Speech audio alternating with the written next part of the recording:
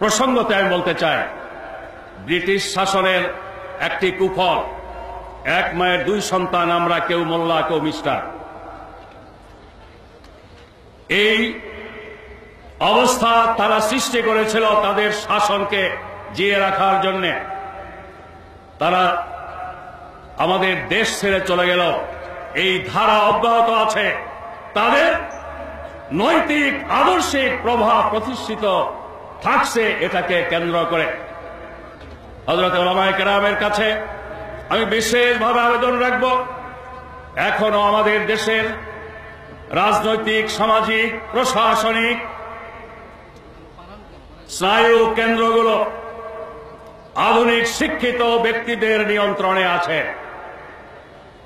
এদের সাথে স্থায়ী বৈরী ভাব বজায় রেখে, মোল্লা মিস্টারের পার্থক্য বহাল রেখে ইসলাম কায়েমের স্বপ্ন দেখার কোনো সুযোগ নেই।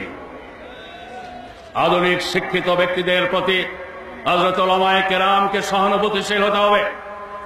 তাদেরও অভিভাবক আপনারা, দরদ ভরা মন নিয়ে তাদের কাছে আল কোরআনের শিক্ষা, আল হাদিসের শিক্ষা, ইসলামের সঠিক পরিচয়, বর্তমান যুগ সন্ধিক্ষণে ইসলাম মানুষের শান্তি, নিরাপত্তা, মৌলিক চাহিদা, মৌলিক অধিকার, গণতান্ত্রিক মূল্যবোধ প্রতিষ্ঠায় কি ভূমিকা রাখতে পারে এটা তুলে ধরতে হবে।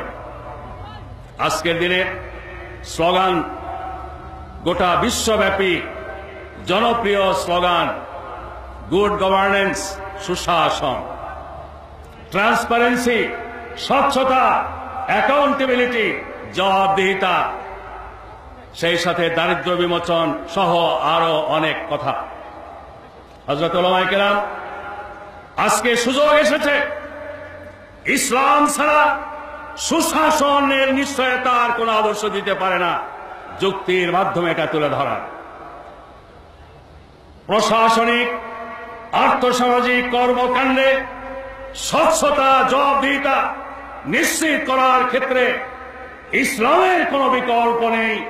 আজকে সুযোগ এসেছে মানুষের কাছে এটা তুলে ধরার। আপনাদেরকে আজ এই দায়িত্ব বহন করতে হবে।